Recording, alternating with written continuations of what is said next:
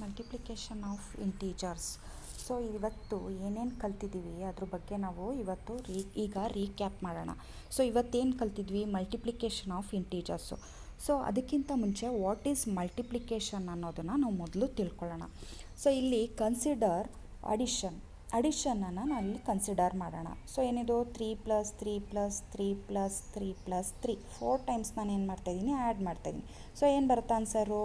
12 ಬರುತ್ತೆ ಅಲ್ವಾ? ಸೊ ಇಲ್ಲಿ 3ನ ಎಷ್ಟು ಸಲ ನಾವು ಆ್ಯಡ್ ಮಾಡ್ತಾಯಿದ್ದೀನಿ? 4 ಟೈಮ್ಸು ಅಲ್ವಾ? 3ನ ಎಷ್ಟು ಸಲ ಆ್ಯಡ್ ಮಾಡ್ತಾಯಿದ್ದೀನಿ? 4 ಟೈಮ್ಸು. ಸೊ ಅದ್ರ ಬದಲು 4 × 3, ಓಕೆ, 4 × 3 = 12. ಎಷ್ಟು ಬರುತ್ತೆ ಆನ್ಸರು? 4 × 3 = ಏನು? 12 ಬರುತ್ತೆ. ಸೊ ಈ ಥರನೂ ಕೂಡ ನಮಗೆ ಎರಡೂ ಕಡೆ ಏನಾಗ್ತಾಯಿದೆ, ಸೇಮ್ ಆನ್ಸರ್ ಬರ್ತಾಯಿದೆ. ಸೊ ನಾವು ಅಡಿಷನನ್ನು ನಾವು ಆ ಥರ ಲಾಂಗ್ ಪ್ರೊಸೆಸ್ ಮಾಡೋದು ಬದಲು ಮಲ್ಟಿಪ್ಲಿಕೇಷನಲ್ಲಿ ನಾವು ಸಿಂಪಲ್ಲಾಗಿ ನಾವು ಬೇಗ ಮಲ್ಟಿಪ್ಲೈ ಮಾಡ್ಬೋದು. ಸೊ ಇದೇನಾಗುತ್ತೆ, ಮಲ್ಟಿಪ್ಲಿಕೇಷನ್ ನಮಗೆ ಅಡಿಷನನ್ನು ಈಸಿ ಮಾಡಿಕೊಡ್ತಾ ಇದೆ. ಸೊ ಇವಾಗ ಮಲ್ಟಿಪ್ಲಿಕೇಷನ್ ಆಫ್ ಇಂಟೀಜರ್ಸ್ ರೂಲ್ಸನ್ನು ನಾವು ಇವತ್ತು ಏನು ಕಲ್ತಿದ್ವಿ, ಸೊ ಅದನ್ನು ಮತ್ತೊಂದು ಸಲ ರೀಕ್ಯಾಪ್ ಮಾಡೋಣ. ಓಕೆ, ಸೊ ಫಸ್ಟು ರೂಲ್ 1 ಏನು ಹೇಳ್ತಾ ಇದೆ ಅಂದರೆ, ಸೊ ಮಲ್ಟಿಪ್ಲಿಕೇಷನ್ ಆಫ್ ಇಂಟೀಜರ್ಸಲ್ಲಿ ರೂಲ್ 1 ಏನು ಅಂದರೆ, multiplication of 2 positive integers. Multiplication of 2 positive integers. So ಇಲ್ಲಿ a × +a × +b 2 positive integers ಅಲ್ವಾ? ದಟ್ ಈಸ್ ಈಕ್ವಲ್ ಟು ಮೊದಲು ನಂಬರ್ಸನ್ನು ಮಲ್ಟಿಪ್ಲೈ ಮಾಡಿ a × b ಅಂತ. ಸೊ ಪ್ಲಸ್ ಇಂಟು ಪ್ಲಸ್ ಆಮೇಲೆ ಏನಾಗುತ್ತೆ, ಪ್ಲಸ್ಸೇ ಬರುತ್ತೆ ಇಲ್ಲಿ. ಸೊ 2 ಪಾಸಿಟಿವ್ ಇಂಟೀಜರ್ಸನ್ನು ಮಲ್ಟಿಪ್ಲೈ ಮಾಡಿದ್ರೆ ನಮಗೇನು ಬರುತ್ತೆ? ಪಾಸಿಟಿವೇ ಬರುತ್ತೆ. ಎಕ್ಸಾಂಪಲ್ ತೊಗೊಳ್ಳೋಣ. So example is equal to, so ಒಂದು ಎಕ್ಸಾಂಪಲ್ ತೊಗೊಳ್ಳೋಣ. 8 × 4 = ಏನಾಗುತ್ತೆ? 32. 8 × 4 = 8 × 4 = 32. 2 ಪಾಸಿಟಿವ್ ಇಂಟೀಜರು, ನಮಗೆ ಪಾಸಿಟಿವ್ ಇಂಟೀಜರೇ ಬರುತ್ತೆ ಮಲ್ಟಿಪ್ಲೈ ಮಾಡಿದ್ರೆ. ಅದೇ ಥರ ಇನ್ನೊಂದು ಎಕ್ಸಾಂಪಲ್ 3 × 6 = ಏನಾಗುತ್ತೆ? 18.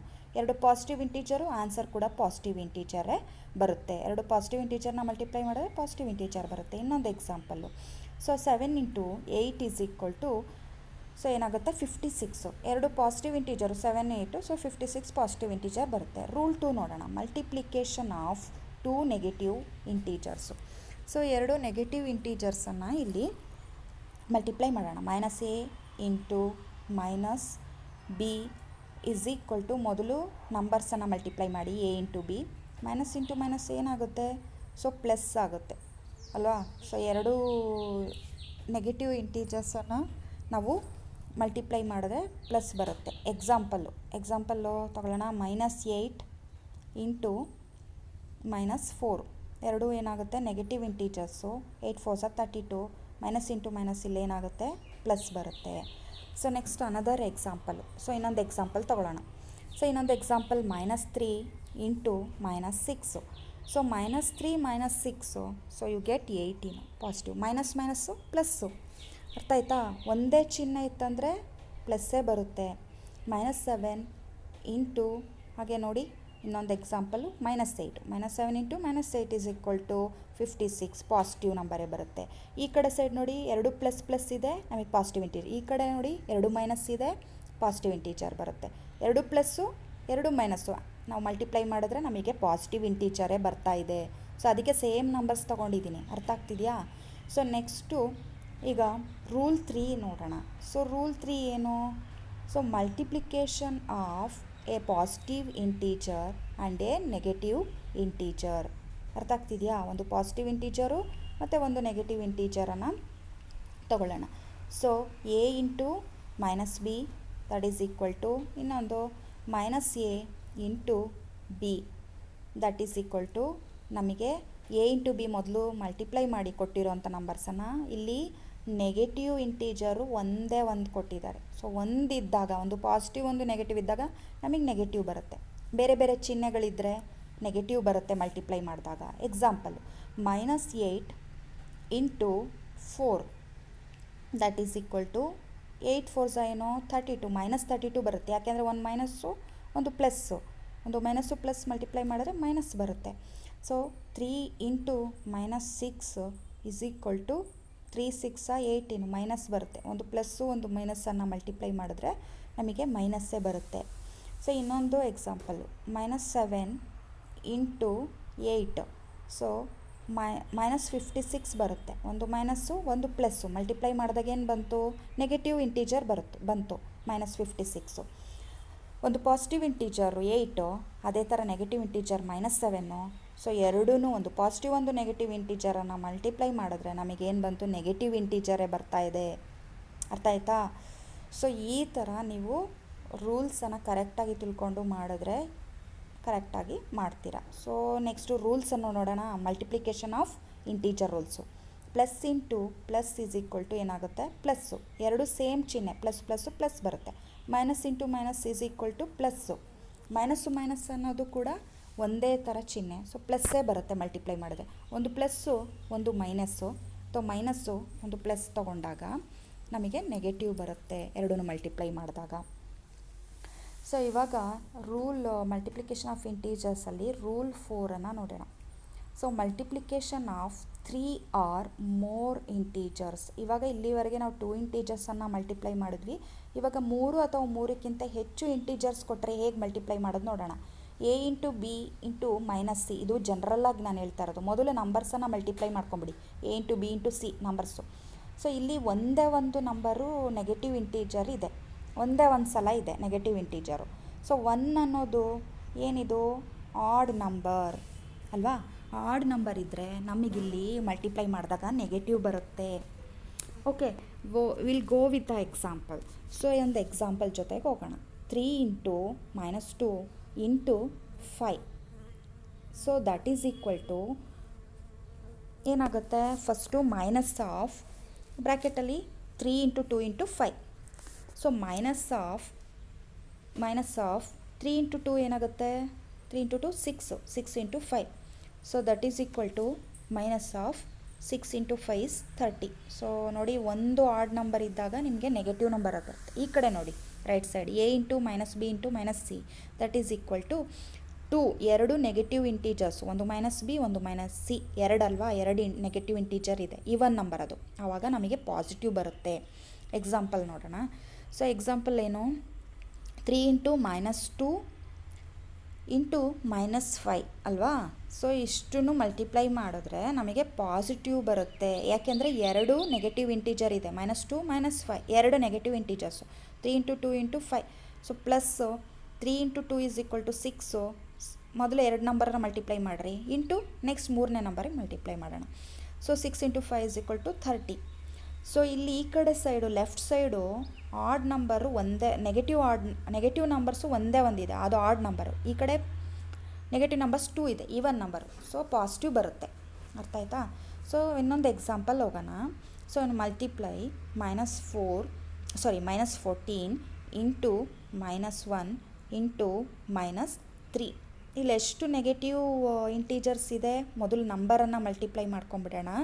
So 14 into 1 into 3. ಬರೀ ನಂಬರನ್ನು ಕನ್ಸಿಡರ್ ಮಾಡಿ, ನೆಗೆಟಿವ್ ಸೈನ್ಗಳನ್ನ ಬಿಟ್ಬಿಡಿ, ಚಿಹ್ನೆಗಳನ್ನ ಬಿಡಿ, ಆಮೇಲೆ ಚಿಹ್ನೆನ ಮಲ್ಟಿಪ್ಲೈ ಮಾಡೋಣ.